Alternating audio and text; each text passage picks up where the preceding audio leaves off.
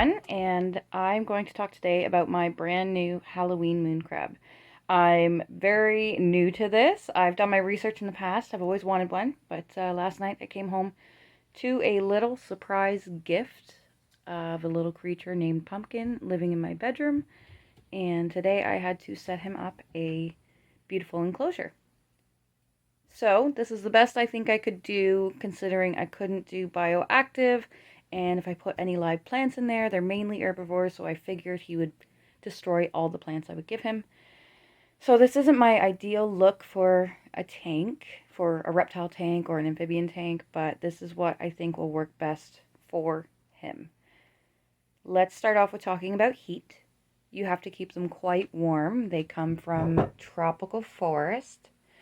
And they need to be kept at a really high temperature of around 75 to 88 degrees Fahrenheit. So I'm providing him with a heat emitter and a basking bulb that I have on only during the daytime. And I have temperature gauges in the center and on either side. Just while, I might keep them there unless I need them elsewhere. But basically, so I know if he has a cool side, a warm side, I don't want to be overheating him. I also have a heating pad that's underneath his hide there because it's deeper substrate, so I figured it would help warm deep down in the substrate.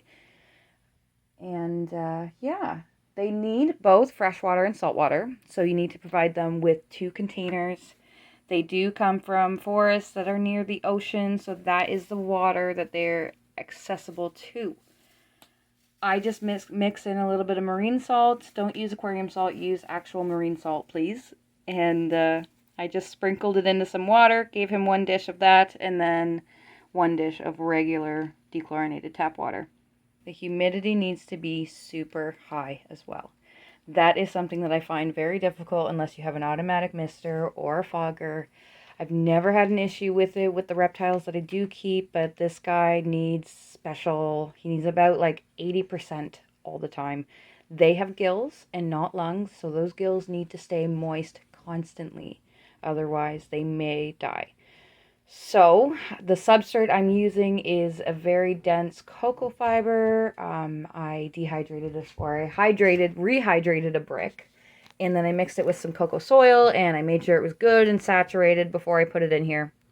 I did mix in some sphagnum moss as well, because that is really good at holding moisture, and that will help as he navigates around, just to keep those gills moist. And that's also why the containers that they have need to be not too deep that they could drown, but easily accessible and that they can wet their gills.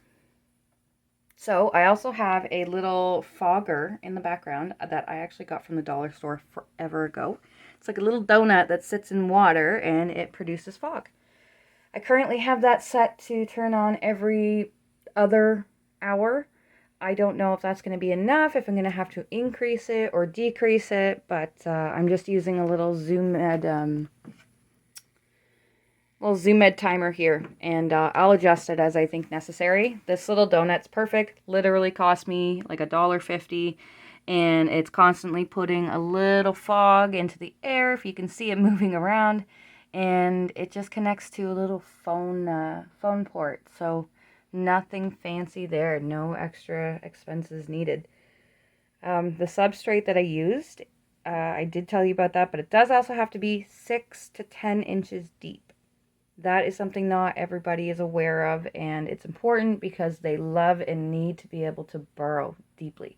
So I have the one end. I made sure the one end is like almost 10 inches deep, and then it just tapers down to where his water is.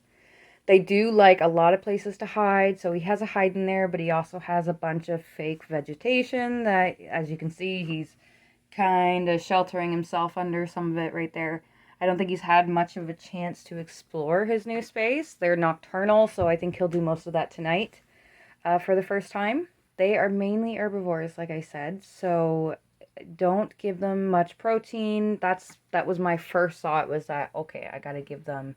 I've had red claw crabs before. I've had other types of crabs, and a lot of them were high protein diets, like bloodworms and other shrimp and things like that. But this guy here is mainly an herbivore. So you want to give him high calcium based diets for the main part. Make sure he gets that for his exoskeleton. Like, so you can see, for example, I have some spinach and I have some broccoli and I have some broken up eggshells in there. Those are all high in calcium and things that he will love and is able to eat. You can also feed them fruits, berries, nuts, and the occasional protein treat, I guess. The occasional one. So they say about 90% of the diet uh, should be the plant-based, and then the 10% can be a protein treat.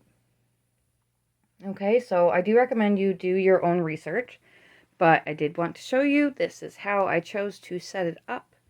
And if you have any questions, definitely reach out. But I'm learning as I go, and maybe I'll have an update video. I don't know. But this is what I have for him so far. So thanks for watching. Bye for now.